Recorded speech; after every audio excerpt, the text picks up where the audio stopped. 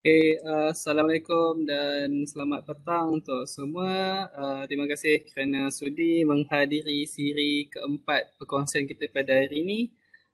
Mungkin pada hari ini kita tak seramai pada minggu-minggu yang lepas, mungkin disebabkan kekangan waktu oleh peserta-peserta lain ataupun mungkin sudah ada apa ada perkongsian melalui YouTube, nanti mereka boleh tengok kemudian, ataupun mungkin kurang berminat lah untuk tanaman.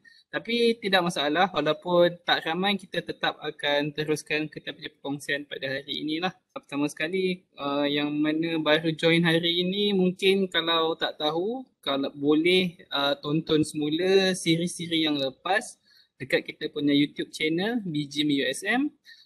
Buat yang menghadiri yang lepas-lepas, terima kasih kerana masih sudi menghadiri kita punya perkongsian pada hari inilah. Pada hari ini kita lebih kepada perkongsian tentang integrasi ternakan ikan dan juga tanaman renek. Bukan ikan sahaja kita punya hasil, kita juga dapat menjadikan tanaman yang boleh kita makan untuk kegunaan harian. Ataupun kalau kita kreatif, boleh bagi lebih ke depan dan juga boleh gunakan untuk jualan lah. Sekiranya tak ada apa-apa masalah semua, mungkin kita boleh mulakan kita punya perkongsian pada hari ini. Secara tak nak melengahkan majlis, saya mempersilakan Dr. Khalidah untuk memulakan perkongsian kita pada petang ini. Assalamualaikum warahmatullahi wabarakatuh. Terima kasih Cik Hamzah. Boleh dengar ke suara saya? Boleh Doktor. Okey, alright. Pertama sekali, terima kasih semua kerana sudi hadir untuk perkongsian yang terakhir siri keempat webinar terasas ternakan ikan air tawar iaitu ikan sawah. Yang siri yang keempat ni kita fokus kepada integrasi ternakan dan juga tanaman.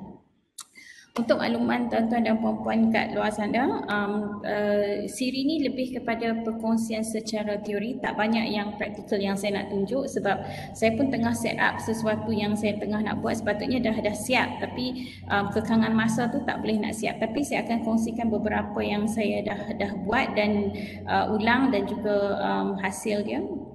Selain pada tu, kita juga boleh ada sesi perbincangan sekiranya tuan-puan yang pernah menghadiri siri 1 dan 2 dan 3, kita boleh ada perbincangan yang lebih lanjut lah kalau tuan-puan ada untuk kita bertanya ke untuk dapatkan penjelasan yang lebih lanjut ke dan sebagainya. Jadi seperti yang saya maklumkan sebentar tadi, siri ni lebih kepada kita nak merangkumkan ataupun kita nak buat perkaitan antara ternakan dengan tanaman. Jadi dalam siri ini kita ada dua perkara yang saya akan kongsikan. Pertama, sistem integrasi. Kedua, pemilihan tanaman. Seperti yang saya nyatakan sebelum-sebelum ni, khusus ni merupakan webinar ni adalah yang asas. Maksudnya perkongsian yang saya kongsi ni di peringkat yang sangat asas, basic untuk bagi mereka yang tak pernah buat untuk memahami beberapa konsep. Yang lain pada tu kita akan ada lagi insya-Allah kalau diizinkan siri yang seterusnya. Baiklah, bagi berkongsi mengenai sistem integrasi, kita akan bincangkan dulu kenapa integrasi, kenapa kita buat perkaitan antara ternakan ikan dan juga tanaman. Okey, untuk makluman semua, ternakan ikan ni dia ikan air tawar. Sisa ataupun effluent daripada kandungan aquaculture ni mengandungi tahap nitrogen yang tinggi dan juga fosforus. Kedua-dua unsur ni mempunyai manfaat untuk tanaman. Sungguh pun dia sisa bagi ikan, tapi dia ada manfaat untuk tumbuh-tumbuhan. Kalau untuk tanaman yang biasanya kita perlu sediakan baja. Kita kena beli baja, tak kira sama ada baja organik ataupun baja kimia untuk menyuburkan tanaman. Tetapi bagi effluent aquaculture, kandungan unsur ini tersedia. Kandungan nitrogen dan fosforus ini berpunca daripada makanan yang dimakan oleh ikan dan dibuang melalui tinja ikan. Dan ia boleh digunakan secara terus tanpa berbahaya kepada tumbuh-tumbuhan. Jadi ada dua perkara yang kita dapat manfaat daripada effluent aquaculture. Pertama, kita ada air, sebab air yang banyak tu sebab pokok perlukan air. Yang kedua ada nutrien. Jadi kita jangan bazirkan sumber. Saya faham bagi sesetengah orang kata kalau nak buat tanaman, buat je lah tanaman. Kita gunalah kaedah siraman biasa. Kita pada saya lah, sebab saya ada prinsip yang saya nak kongsikan bersama-sama dengan semua orang. Dalam kita menjalankan aquaculture, kita perlu pelbagaikan aktiviti kita, sebab dalam setiap aktiviti itu ada sisa, dan sisa itu sebenarnya boleh dimanfaatkan semula dan dia boleh menjana pendapatan. Dalam konteks aquaculture, air yang tersisa tu boleh dijadikan sumber untuk tanaman. Kalau kita lihat daripada kos untuk menjalankan operasi ternakan aquaculture, air dan juga makanan yang kita bagi pada ikan tu adalah duit. Makanan yang kita beli, bil utility yang kita bayar. Jadi walaupun dia dihasilkan dalam bentuk sisa, effluent, tapi ia masih lagi sesuatu yang kita perlu bayar. Sama ada mahal ataupun murah. Berartinya ia adalah sumber. Ia masih lagi sumber yang kita masih boleh kita semula. Jadi saya nak orang kata apa, nak menggalakkan tuan-puan di luar sana yang menjalankan aktiviti aquaculture, tak kira lah sama ada di kolam tanah, tambahan lagi pula yang buat dalam tangki poli ataupun sistem yang tertutup, kita guna semula sisa daripada aquaculture ni, iaitu effluent aquaculture untuk tanaman. Jangan kita bazirkan. Sungguh pun di Malaysia ni kita ada banyak sumber air, hujan sepanjang tahun, tak ada masalah air. Tapi kita kena jadikan satu amalan, kita semula sumber. Sebab dia akan memberikan impak kepada satu alam sekitar.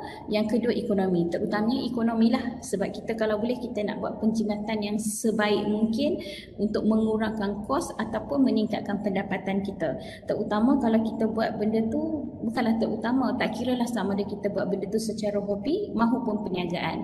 Kedua-duanya mesti kita kena pastikan kita tidak kehilangan, orang kata apa, modal kita. Kita nak memaksimumkan sebaik mungkin modal yang kita sumbangkan dalam aktiviti yang kita jalankan untuk mendapatkan sebaik mungkin hasil kita.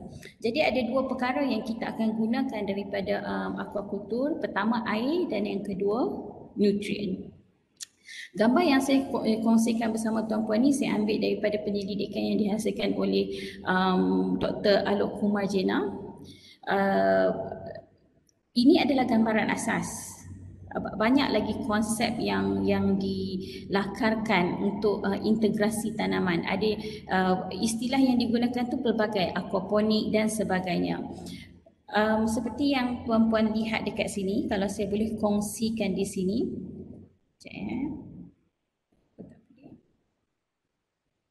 Okey. Kita ada yang pertama ni, peringkat pertama ni, ini adalah tangki ikan kita.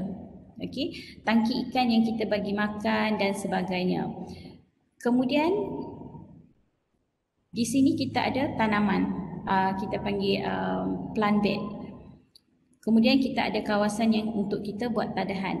Konsep yang kita semula ni, kalau dari aspek yang kita kata agak baik ataupun orang kata apa, menyeluruh, air daripada ternakan ini akan disedut, kemudian dialihkan kepada tanaman. Akar pokok tanaman ini akan mengambil nutrien dan seterusnya nutrien akan meninggalkan di belakang air yang bersih. Air yang bersih ini ditakungkan semula dan dialihkan semula ke dalam tangki ikan. Ini di bahagian sini, di peringkat yang dikatakan 3 dan 4 ni, ini adalah sebahagian konsep kita panggil penapisan air. Maksudnya kalau kita dalam prinsip biasa kita tapis air dengan menggunakan sponge, arang, pasir, batu kerikil dan sebagainya, dalam teknik integrasi kita gunakan tumbuh-tumbuhan untuk mengambil nutrien. Media untuk tumbuh-tumbuhan ni boleh jadi pelbagai. Nanti saya akan kongsikan macam mana. Ada yang masih menggunakan tanah, ada yang menggunakan sponge, ada yang menggunakan dia ada tanah liat, berbola tanah liat dan sebagainya. Yang penting ia boleh menjadi satu medium untuk tumbuhan tumbuh dan juga dia boleh, akar tu boleh mencengkam. Maksudnya dekat sini kita boleh buat kepelbagaian di bahagian untuk tumbuh-tumbuhan ni sama seperti macam mana ternakan ikan untuk menjimatkan kos. Maksudnya tak ada satu pun bahan-bahan tu mesti rigid, mesti kena perkara ini, mesti menggunakan perkara ini, tak ada. Walaupun secara konseptualnya kita nampak di sini yang pertama sebenarnya kita bela ikan, yang kedua kita ada tanaman untuk menapis ataupun menapis air itu, mengambil nutrien, kemudian kita alihkan semula ke dalam tangki untuk dimasukkan semula ke dalam sistem ternakan ikan. Ini secara biasa yang kita nampak. Ini yang contoh yang dibuat. Kalau kita lihat dekat sini, ternakan ikan dia asingkan dekat sini, dia ada tanaman pokok-pokok yang lain, dia air yang disedut naik kat sini kemudian dialirkan semula. Ini adalah secara asas. Tapi perlukah kita nak buat macam ni? Tak semestinya. Kita ada pelbagai cara. Kita tengok dekat sini, media dia pun berbeza. Ini dia ada guna media tanah, ini dia dekat yang ini ni dia guna kat bawah ni sekadar air sahaja. Jadi saya nak tunjukkan apa yang saya nak kongsikan kepada tuan-puan. Air ikan ni kita boleh guna untuk tanaman. Tak kira lah sama ada nak guna media tanah ataupun tidak. Nak guna media air sepenuhnya pun tak ada masalah. Kita boleh buat untuk menambah pendapatan selain daripada kita bela ikan sahaja. Ini sebahagian daripada perkongsian yang saya ambil daripada internet juga, ada dia punya pautan di bawah tu. Jadi tuan-puan boleh tengok. Setup di sini sangat mudah. Dia gunakan botol air yang dikita semula. Dia guna tangki ni pun dia guna canvas. Dia guna kayu dan juga bumbung untuk dijadikan penampan. Dan dia bina di sini. Tanaman yang diguna pun adalah tanaman yang biasanya dimakan oleh orang setempat, penduduk setempat, iaitu tanaman kangkung. Kita ada pelbagai sistem yang boleh tuan-puan adaptasikan untuk mengintegrasikan antara ternakan dan juga tanaman pokok. Di sini ni, pipe yang tuan-puan lihat ni dia disambungkan dengan pump di bawah. Kemudian dia ada bekalan elektrik untuk pump. Pump ni tak semestinya sepanjang hari. Dia kita mungkin dalam sehari mungkin 10 minit pagi, 10 minit petang, cukup untuk mengairi tanaman. Yang penting air daripada ternakan itu dialirkan kepada pokok, jadi pokok boleh dapat nutrien dan juga air, dan pada masa yang sama air yang dialirkan turun adalah air yang lebih bersih ataupun kandungan nutrien yang lebih rendah. Ini yang seterusnya. Saya kongsikan kepelbagaian dengan tuan-puan supaya tuan-puan boleh pilih nak buat yang macam mana, apa yang rasa bersesuaian dengan modal, bersesuaian dengan kawasan rumah dan sebagainya. Yang gambar di sebelah kiri ini yang dibangunkan di NASA. Kita tengok ni sebenarnya PVC, pipe PVC yang dipotong. Saya ambil ni daripada website NASA. Ini sponge untuk hidroponik dan ini tanaman yang diletak. Jadi dia alirkan air, jadi dia akan sponge ni akan menyerap air dan juga nutrien. Jadi air yang berbaki itu akan turun. Itu sebahagian daripada salah satu contoh. Yang seterusnya guna konsep seperti ini.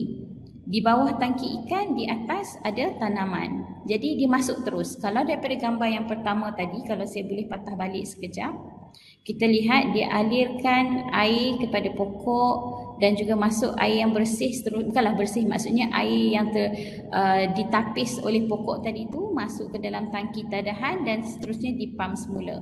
Tapi kita boleh juga langkau bahagian ni. Maksudnya pipe ni kita masukkan terus ke dalam tangki ikan. Itu pun boleh, tak ada masalah. Tapi kita kena tengok spesies ikan yang macam mana yang kita bela. Kalau ikan yang kita bela tu macam saya kata ikan sawah, insya-Allah tak ada masalah. Ikan puyuh, ikan sepat, ikan keli, ikan tilapia mungkin kita kena hati-hati, kita kena sediakan pengudaraan. Yang lain pada tu kita tak perlukan pengudaraan, kita cuma perlukan sistem yang sebegini ringkas. Kalau kita gunakan kaedah integrasi ni ataupun kepelbagaian kaedah integrasi, kita kena lihat apa keperluan sistem tersebut. Kalau macam yang gambar sebelum tadi tu, kita lihat mereka menggunakan kayu. Sebabnya di bahagian atas tu tanaman dia tak seberat mana. Dia gunakan botol-botol yang dikita semula. Botol ni semua adalah botol air mineral. Dan juga tanaman yang digunakan pun, media yang digunakan tu media yang lebih ringan. Dan tanaman yang ditanam pun tanaman yang tak berat. Dia guna tanaman pokok, kangkung dan sebagainya. Jadi dia boleh gunakan kayu. Kalau bagi yang gambar ni, kita lihat dia menggunakan media, dia panggil clay, yang berbola tanah tu, dan dia lebih berat. Dan tanaman yang ditanam pun agak berat berbanding yang kangkung tadi. Jadi mereka menggunakan kerangka besi. Jadi kalau kerangka besi modal dia tinggi, tapi dia boleh orang kata apa, cater untuk tujuan yang mereka hendaki, iaitu tanaman di atas yang lebih berat dan juga ternakan ikan di bawah. Ini yang gambar yang kita, yang satu lagi yang saya nak kongsikan. Gambar ni saya ambil daripada kumpulan daripada WhatsApp Encik Adam. Beliau kongsikan macam mana beliau buat set up untuk outlet tangki. Tapi macam mana kita nak integrasikan dengan tanaman, kita lihat dekat kawasan yang saya tandakan warna bulat, warna merah ni. Di bahagian ni kita boleh sambung dengan getah hos. Kalau kita ada hos, kita sambungkan dan kita letak botol yang macam ni. Jadi setiap kali kita buang je air, kita buka je valve ni, air yang keluar daripada nutrien ikan tu akan membasahi tanaman kita. Itu pun salah satu caranya. Tapi kita takkan ada konsep penapisan. Maksudnya air tu masih je lagi kita ambil dan kita alirkan secara terus. Kita tak kitar semula nutrien dan juga air. Tapi kita tidak membazir air. Maksudnya nutrien dan air tu kita alirkan terus kepada tanaman. Sungguh pun tadi konsep yang ini tak se-efisien yang sebelumnya, iaitu kita kitar semula. Sekurang-kurangnya kita tak membazir air dan juga nutrien sebegitu sahaja. Maksudnya kita guna balik air daripada ternakan itu untuk tanaman. Cara macam ni ataupun kaedah macam ni juga baik bagi mereka yang mempunyai modal yang terhad. Maksudnya masih baru, masih nak memahami beberapa konsep, nak memahami apa yang boleh dibuat, apa yang tak boleh dibuat. Jadi tak perlu yang sistem yang canggih. Cukup memadai orang kata asalkan faham yang air ternakan ikan ni boleh dialihkan kepada tanaman untuk orang kata apa, tujuan menyuburkan tanaman dan dapatkan hasil. Jadi bila dah mula orang kata dah boleh mahir, dah faham apa semua, jika hasil tu boleh dijual dan boleh menjadikan sumber pendapatan, daripada situ kita boleh tambah baik sistem yang ada. Ini cara yang lagi mudah. Maksudnya katakanlah tuan-puan ada tangki ikan dan tak ada pula ruang tanah untuk buat tanaman. Maksudnya tapi nak guna semula air. Kita boleh buat juga. Ini tanaman kangkung. Konsep dia, biji kangkung diletakkan di tengah-tengah, kemudian kita letakkan media yang ringan dan air daripada ikan tadi tu kita tuang dan kita boleh tumbuhkan sayur-sayuran ni. Kaedah ni saya dah buat sendiri di rumah saya dan dia berjaya. Maksudnya kita dan air di bawah takungan tu bertahan selama minimum 7 hari. Saya pernah biarkan selama 2 minggu masih ada air dan pokok hidup dengan baik. Jadi maksudnya sekarang ni kalaulah macam pilihan pertama tadi tu, kalau tuan-puan ada modal yang lebih sikit, nak buat setup yang lebih orang kata apa baik, orang kata boleh dengan sistem yang lebih orang kata efisien, jadi boleh buat. Tapi sekiranya kita ada modal yang terhad, kita masih boleh menjalankan aktiviti integrasi tetapi kurang dari aspek sistem dia, tapi masih boleh diguna pakai. Jadi kita boleh guna konsep macam ni, maksudnya air ternakan tu kita siram dekat pokok dan pokok pun kita tak payah siram hari-hari. Ini yang seterusnya, Ini gambar yang sebelah kiri ni gambar yang saya buat sendiri. Yang sebelah kanan ni saya dapatkan daripada dapatan internet. Apa yang saya nak tunjukkan dekat sini, ada kepelbagaian cara. Maksudnya apa saja setup tangki yang puan-puan buat, air daripada ternakan tangki itu, daripada ternakan tu masih boleh dimanfaatkan untuk tujuan tanaman. Baik, bagi perkongsian yang gambar yang sebelah kiri ni, sekiranya saya penuhkan air sehingga paras yang paling atas, air boleh bertahan selama 4 hingga 6 minggu. Maksudnya pokok itu tak perlu disiram selama hingga 4 ke 6 minggu. Dia boleh bertahan dan pokok tumbuh dengan baik, dapat nutrien yang sempurna, boleh harvest dan kita tambah air daripada situ. Pokok tak akan mati. Itu salah satu kaedah. Ini gambar ni yang sebelah kiri pula dia tunjukkan macam mana kita nak guna botol-botol yang kita semula tu, dia masukkan dan juga dia ada kain yang dia lekatkan, yang dia masukkan. Nanti saya tunjuk sekejap lagi kalau yang tak biasa buat lah, tapi saya akan buat perkongsian juga. Ini adalah cara macam saya kata, air daripada ternakan tu jangan dibuang. Kita boleh manfaatkan semula. Daripada sistem yang lebih canggih sikit, maksudnya kita pada sistem ternakan tu kita alihkan kepada pokok, kemudian alihkan kepada tangki tadahan, kemudian kalau nak buat sistem penapisan semula pun boleh juga, baru kita alihkan. Maksudnya di situ kita ada zero waste. Kita ada sisa sifar. Maksudnya kita tak akan membazir air dan kita tak akan membazir nutrien. Kita tak akan buang nutrien. Dalam erti kata lain, sekiranya di kawasan puan-puan tu mudah mengalami gangguan bekalan air ke, ataupun mungkin pada keadaan cuaca yang kurang hujan, jadi aktiviti puan-puan tak akan terganggu kerana kekurangan air, kerana sistem yang kita set up tu, yang kita sediakan itu mengambil kira faktor-faktor sumber asli, sumber yang kita perlukan banyak, iaitu air untuk ternakan ikan. Sungguh pun ikan sawah dan ikan air tawar yang kita pilih ni tidak memerlukan air yang banyak, akan tetapi sekiranya dalam keadaan cuaca yang panas, kering, air itu menjadi satu sumber yang sangat penting. Jadi itu pilihan yang pertama. Andai kata kita tak boleh nak buat sistem yang sebegitu kompleks, kita boleh pilih cara yang lebih mudah, kita alirkan terus kepada tanaman. Sekurang-kurangnya kita masih boleh manfaatkan air tersebut. Dan ini adalah kaedah yang paling minimum ataupun paling ringkas macam mana untuk kita gunakan untuk gunakan pada tanaman. Baiklah, kalau saya pasti tuan-tuan perempuan mesti tertanya-tanya, kalau dah air untuk tanaman tu dah boleh bertahan selama 4-6 bulan, berapa kerap kita nak tukar air tangki ikan? Mestilah kita nak kena tukar yang sekerap yang boleh. Baiklah, dia bergantung juga dengan spesies yang kita pilih untuk ternakan. Kalau kita kaedah yang kita nak gunakan seperti mana integrasi yang saya tunjukkan dalam gambar ni, maksudnya ikan yang kita pilih tu mampu bertahan dalam air yang orang kata mengandungi kandungan nutrien yang tinggi seperti ikan puyuh, ikan sepat dan keli. Tapi kalau ikan tilapia ikan tilapia kita kena mengadaptasikan ataupun kita kena guna sistem filter, ataupun kita kena tukar air dengan lebih kerap, sebab ikan tilapia tidak mampu untuk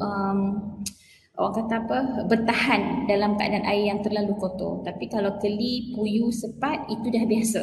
Mereka dah biasa dengan keadaan sawah yang berlumpur, yang air kurang. Jadi kita hanya tukar air sebulan sekali. Kalau sebulan sekali, air dalam kaedah yang kita guna tanaman macam ni pun kita tambah sebulan sekali. Jadi bila setiap kali kita nak tukar air tu kita tambahkan ke dalam tanaman kita. Jadi kita tambah air baru, air yang dalam tangki ikan tu tak dibazirkan kita kepada tanaman dan kita dapat hasil di situ. Jadi Allah ada kesalahan ejaan kat situ, minta maaf. Bagi tanaman yang kita nak pilih, tanaman yang macam mana? Adakah semua tanaman kita boleh guna? untuk tanam kaedah integrasi ni. Kalau ikut kaedah aquaponik, pelbagai jenis tanaman boleh digunakan untuk kita boleh gunakan untuk sebagai spesies untuk tanaman aquaponik ni, termasuk tomato, salad, pelbagai lagi. Tapi bagi yang saya yang fokus untuk yang ternakan, asas ternakan ni, saya memilih kepada tanaman-tanaman tropika, tanaman yang mudah didapati dan tanaman yang boleh dijadikan sumber makanan untuk individu yang melakukan aktiviti tersebut. Ada lebihan, boleh jual. Tanaman itu mesti boleh mudah dibiakkan melalui keratan batang, rhizome ataupun biji benih. Kemudian dia mesti cepat tumbuh dan mudah dijaga dan tak cerewet. Maksudnya macam saya katakan pada tuan-puan, konsep saya lebih kepada untuk asas kepada mereka yang masih baru, dan bila nak buat sesuatu tu, nak memahami konsep tu, kita menggunakan sesuatu yang mudah. Jadi dia bila kita belajar tu, kita cepat faham dan kita akan dapat tangkap konsep tu dengan lebih mudah dan kita boleh praktikkan. Sebabnya kebarangkalian untuk mati juga rendah. Kalau kita nak melihat macam mana proses membiakkan pokok-pokok tu pun kita senang. Jadi dia mempengaruhi juga psikologi kita untuk meneruskan aktiviti tersebut.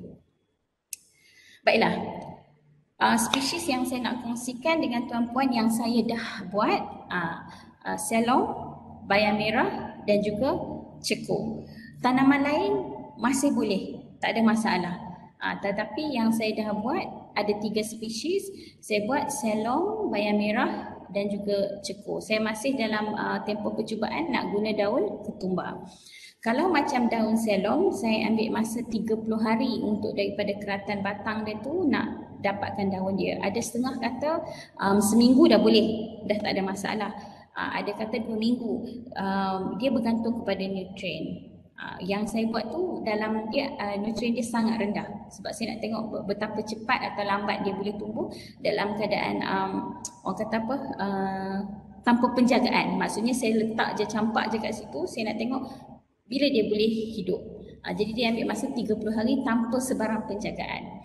Kalau bayam merah pula saya buat, kalau ikut cadangan dia kata 25 hari hingga 28 hari, tapi saya dapat 30 hari. Yang tu pun sama juga, daripada saya letak konsep yang macam saya buat yang tadi ni, yang dalam gambar ni, saya buat 30 hari saya dah boleh harvest dan boleh makan. Cekung dia ambil masa lama sikit, bergantung kepada cahaya matahari. Okey, yang saya nak kongsikan ni, okey, saya tak tahulah sama ada saya boleh tunjukkan sekejap ya. Saya cuba berhubung dengan Cik Hamzah untuk saya tunjukkan beberapa perkara. Yang saya nak kongsikan dengan tuan-puan berkaitan dengan daun selong. Daun selong, kalau saya boleh tunjuk dekat sini, sekejap lagi kita bawa herba. Dia adalah ulam-ulaman yang berkhasiat. Dan dia boleh kita tanam di belakang rumah sekalipun. Maksudnya kalau tuan-puan ada tangki ikan yang kecil sekalipun, kita boleh hasilkan banyak daun selong. Dan dia tak perlukan medium tanah. Kalau macam mana kita nak tahu untuk propagate daun selong ni, kita tengok kepada dia panggil apa? Ruas dia. Boleh nampak tak? Sekejap lagi kita akan bawa kamera untuk kita fokus. Ruas-ruas dia ni. Yang untuk selong ni, saya berterima kasih kepada salah seorang daripada peserta kita. Beliau juga merupakan penternak ikan keli, Puan Nadia. Saya dapatkan benih ni daripada beliau untuk saya buat penyelidikan. So maksudnya dekat sini, saya boleh tunjukkan dekat sini, boleh nampak tak? Okay. Alright. So maksudnya dekat sini, di ruas ni akan keluar akar. Nampak tak? Jadi kita boleh buat keratan di bahagian ni dan kita boleh jadikan dia benih untuk tanaman. So maksudnya kalau kita ada satu pokok selong ni, kita bila dia dapat akar, kita boleh potong dia. Kita boleh potong dia dan kita dah boleh dapat 3 hasil dia. Kemudian kalau kita lihat banyak ruas-ruas dia ni, lagi banyak kita ambil daun dia, lagi banyak ruas dia yang boleh kita jadikan orang kata apa, benih untuk kita buat tanaman seterusnya. Maksudnya kita boleh propagate dia, kita boleh tambah lagi bilangan dia. Selom ni sangat mudah tumbuh. Macam saya kata, saya dah buat sedikit pemerhatian di tangki yang saya buat tanpa penjagaan 30 hari. Jadi kalau sekarang ni saya tengah cuba untuk buat untuk guna sisa ternakan yang sebetulnya untuk kita buat tanaman. Jadi selom adalah sebahagian daripada tanaman yang saya cadangkan untuk tuan-puan kalau untuk dapatkan hasil. Dalam situasi sekarang pun tanaman selom, herba selom masih mendapat perhatian dan juga masih ada harga untuk kita, sama ada kita jual secara terus ataupun walaupun untuk kita ambil hari-hari pun dia ada manfaat. Jadi tanaman selom ni saya rasa sesuai untuk puan-puan integrasikan bersama ternakan ikan. Ini adalah yang seterusnya ni, yang daun cekor. Yang ini daripada minggu pertama lagi, masa hari pertama kita buat perkongsian tu, saya ambil rhizome dia. Kalau boleh kita tunjukkan rhizome dia ni. Tak nampak.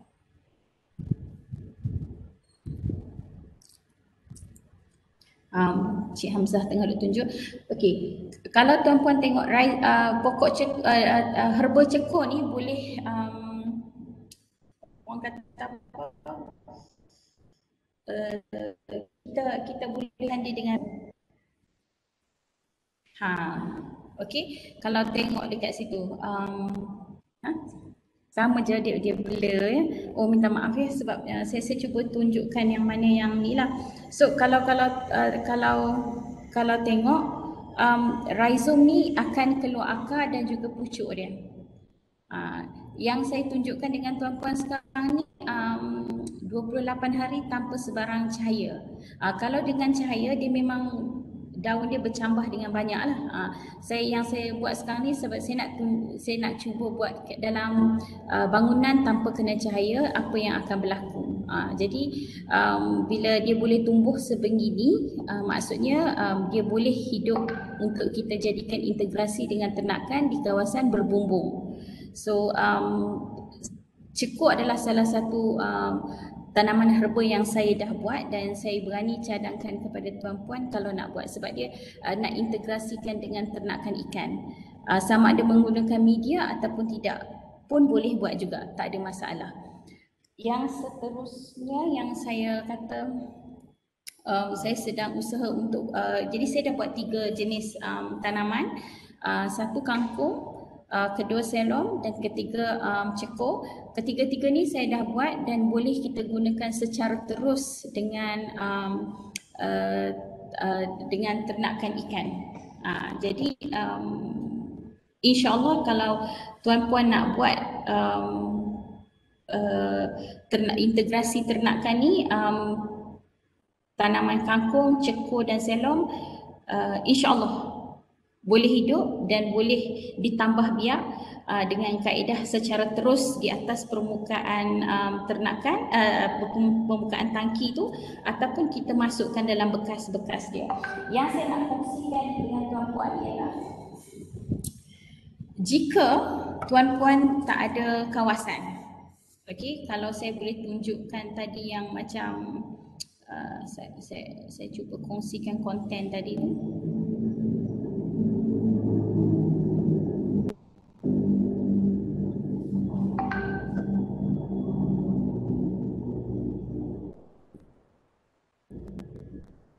Sekejap ya.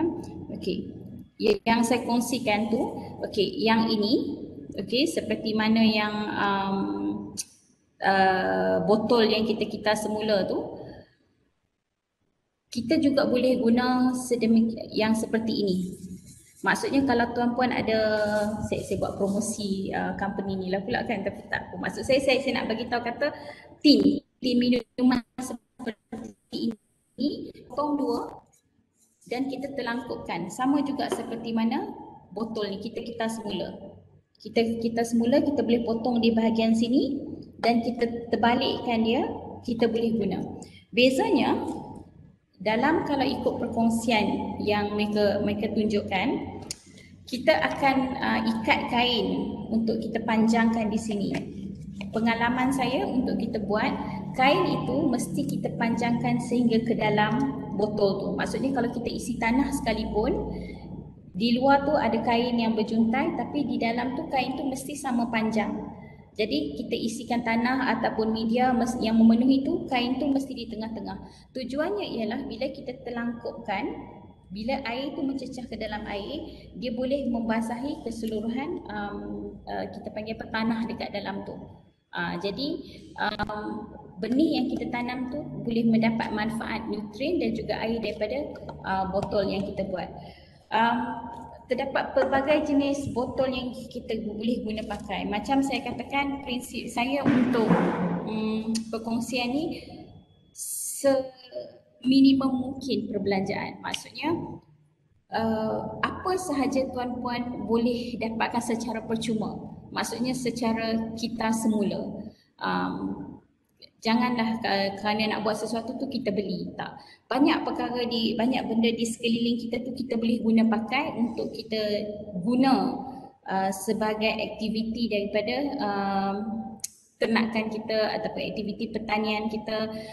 Jadi kos untuk kita mulakan aktiviti tu menjadi rendah. Jadi hasil dapatan tu lebih orang kata menguntungkan, walaupun tak banyak tapi masih menguntungkan jika dibandingkan dengan semuanya kita nak beli, walaupun harga tu mungkin 2-3 sen ke dan sebagainya, tapi berbanding dengan kita dapat secara orang kata kita semula, ia baik untuk alam sekitar juga. Maksudnya plastik-plastik yang ni yang biasanya dibuang dalam tong sampah, kita semula untuk tujuan tanaman. Jadi setakat itulah saya punya perkongsian, tapi saya ada nak berkongsi dengan tuan-puan. Sijil sekejap ya.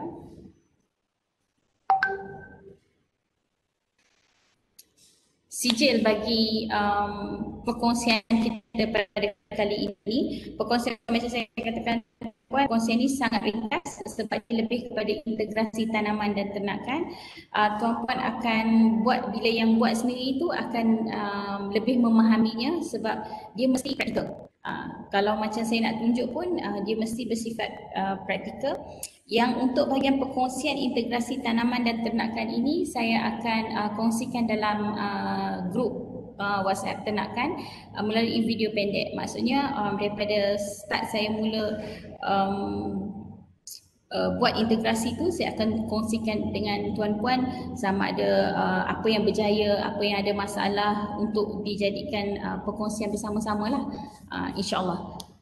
Jadi setakat itu sahaja perkongsian saya dengan tuan-puan bahagian integrasi tanaman dan juga ternakan ikan. Sijil yang terakhir ini adalah contoh sijil penyertaan. Sekiranya tuan-puan ingin mendapatkan sijil penyertaan, boleh berhubung dengan Puan Fazilah. Sijil penyertaan ini bukan bagi mereka yang hadir secara live dalam sesi webinar saja. Bagi mereka yang tak dapat menghadirkan diri dan perlu bekerja dan sebagainya, mereka menonton melalui YouTube ataupun webpage Facebook BG pun boleh mendapatkan sijil penyertaan ini. Yang penting boleh berhubung dengan Cik Fazilah. Beliau akan sediakan pautan untuk dihubungi. Sijil penyertaan ini akan berserta dengan kos sedikit. Mungkin boleh berhubung dengan Cik Fazilah berkaitan dengan kos untuk dapatkan sijil penyertaan ini. Dengan itu, terima kasih banyak-banyak bagi mereka yang sudi meluangkan masa bagi menghadiri perkongsian pada hari ini. Perkongsian yang lebih ringkas untuk integrasi tanaman dan ternakan. Sekiranya tuan-tuan dan puan-puan ada sebarang soalan, boleh bertanya. Kalau saya boleh jawab, insya-Allah saya boleh jawab. Saya cuba jawab. Kalau saya tak boleh, saya akan cuba dapatkan bantuan daripada rakan-rakan saya ataupun dalam kalangan tuan-puan yang lebih mahir untuk kita kongsikan maklumat. Ada sebarang perkongsian ke?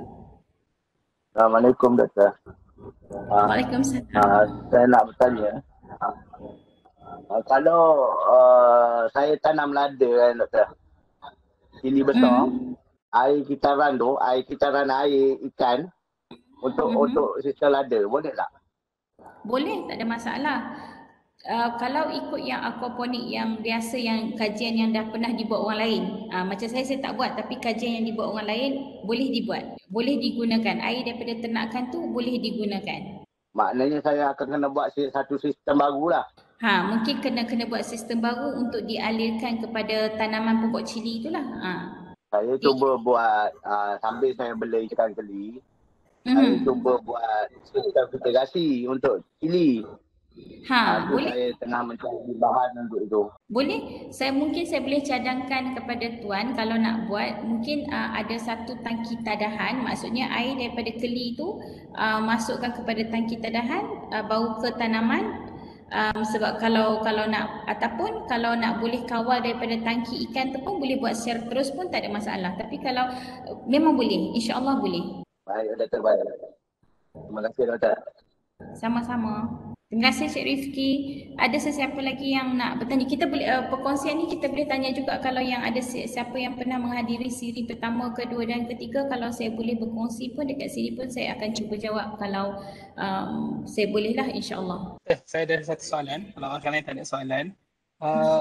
Andai kata kalau kita tak mempunyai bajet, adakah sistem yang sama kita boleh buat secara fizikal?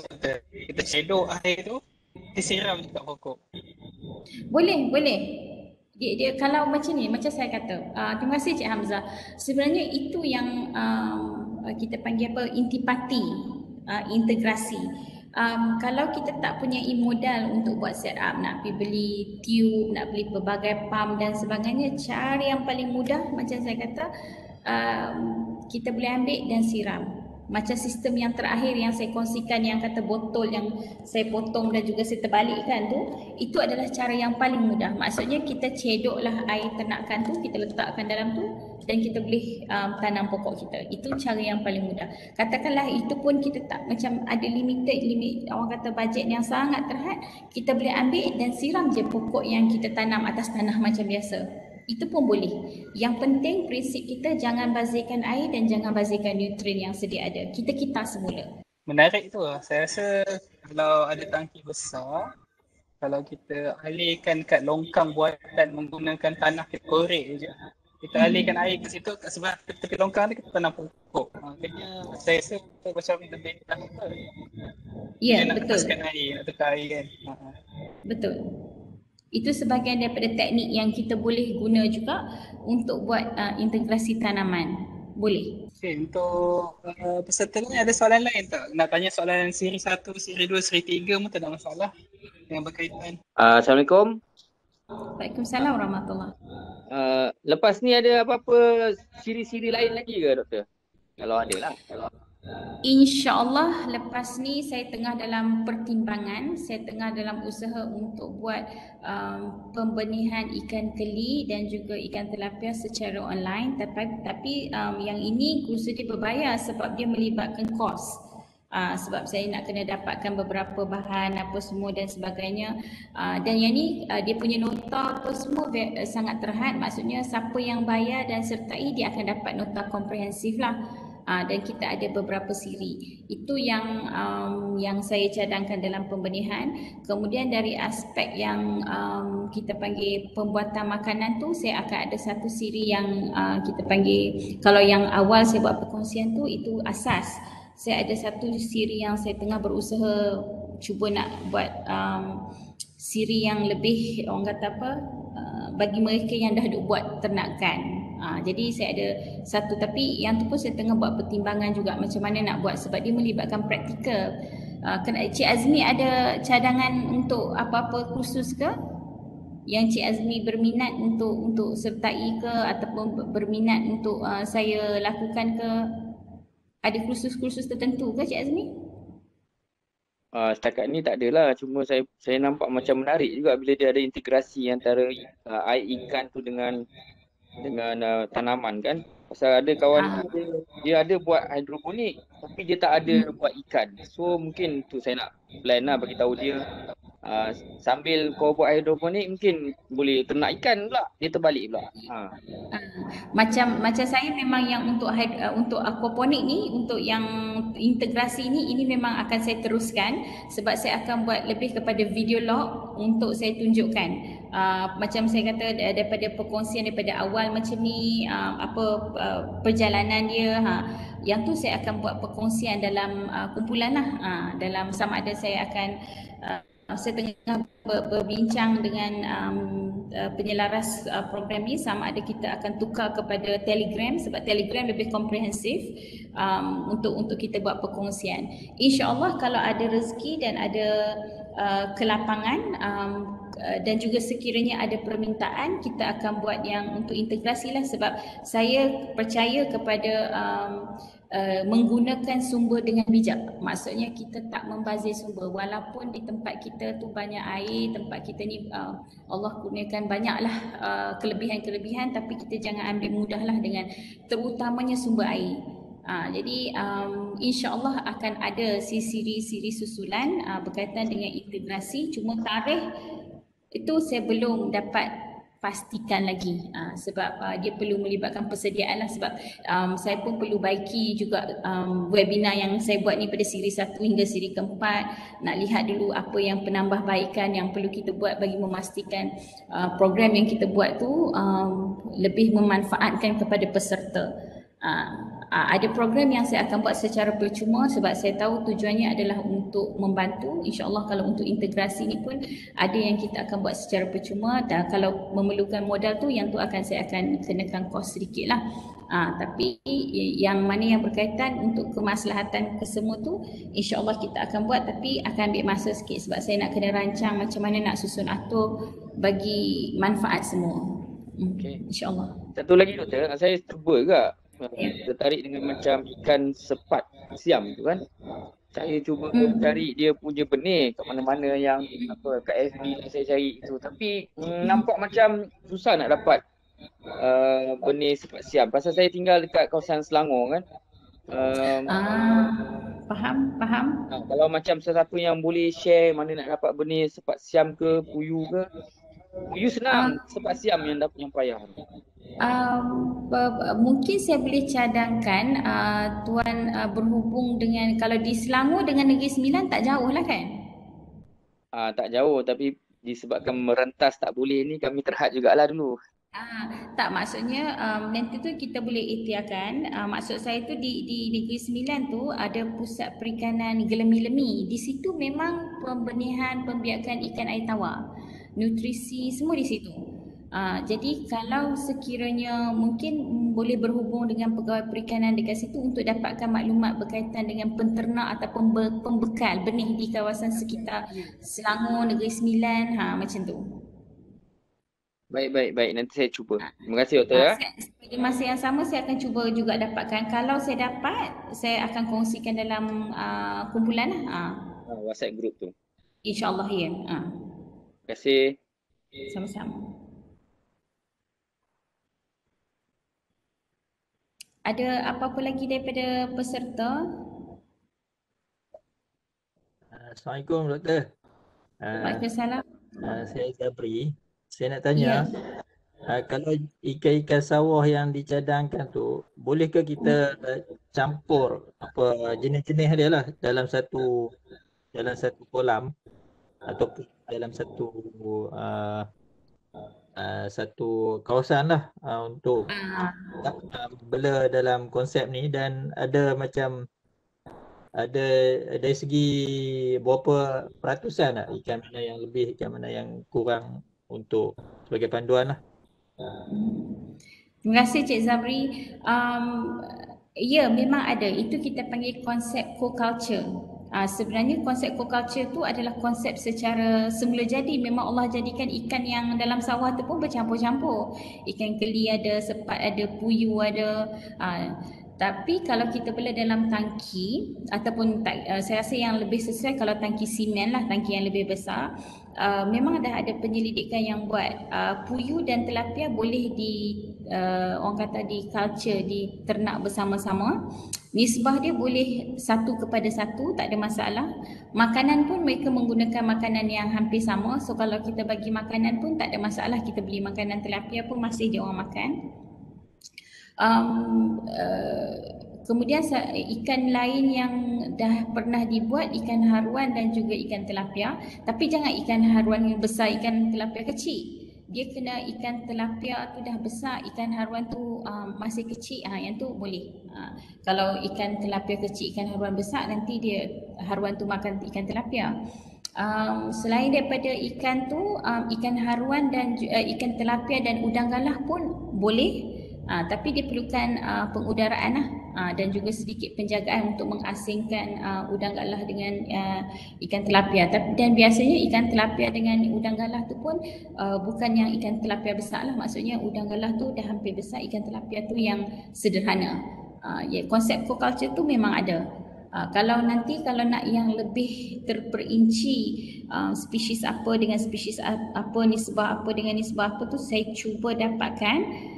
Kalau tuan dalam grup WhatsApp nanti cuba update dalam tu, jadi saya boleh balas dalam grup tu lah. Kalau nak tanya sekarang, minta maaf lah, saya tak boleh nak bagi secara orang kata apa lebih tepat, kecuali kalau tilapia dan puyuh 1:1 dalam kolam tanah boleh.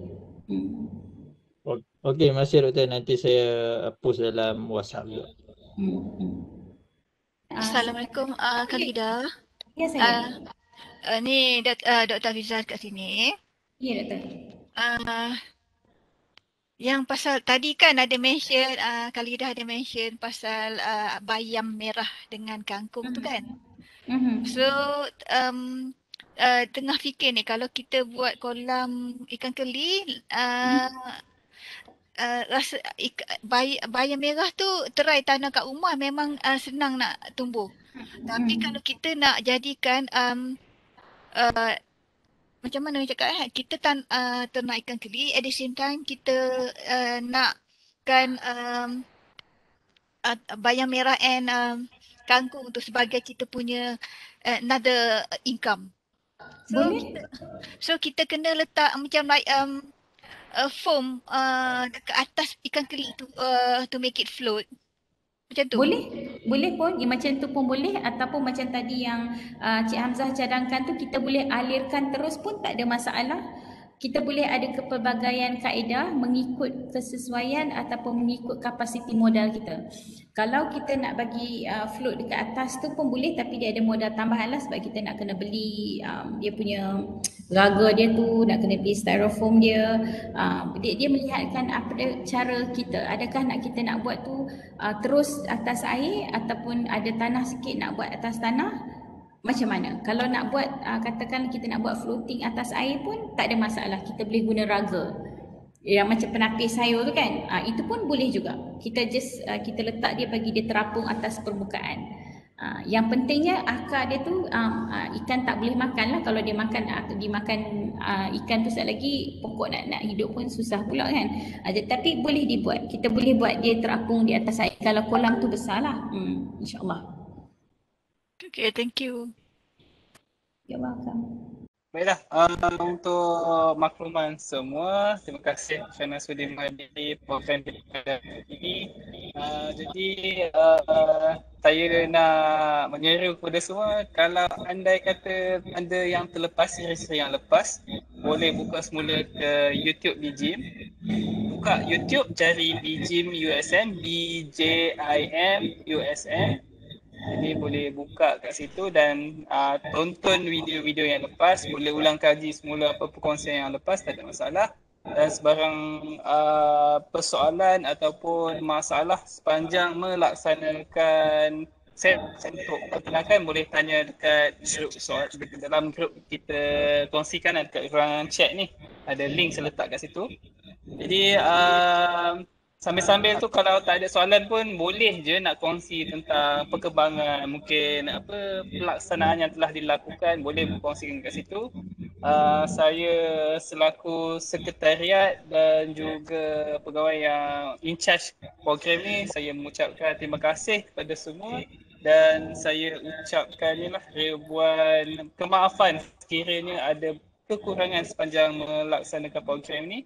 InsyaAllah program kita, kalau program lain kita akan ada buat program esok lah. Program peternakan kelulut kalau yang berminat. Ada lain sikit aku ikan saja meta ni buat.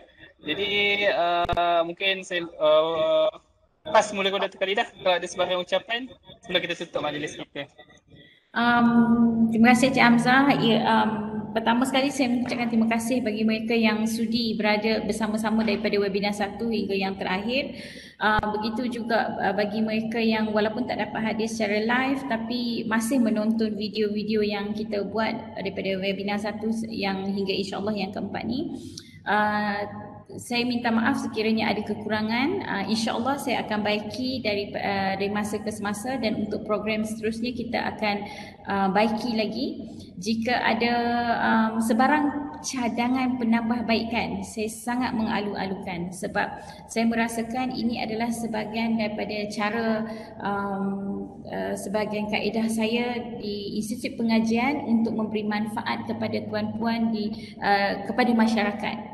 Ini sebahagian daripada inisiatif Institut Pengajian Tinggi bagaimana untuk mengembalikan ilmu yang ada di Menara Gading untuk kita kongsikan bersama-sama dengan masyarakat dan pada masa yang sama masyarakat boleh berkongsi juga dengan kita sebab penambahbaikan itu sentiasa perlu ada.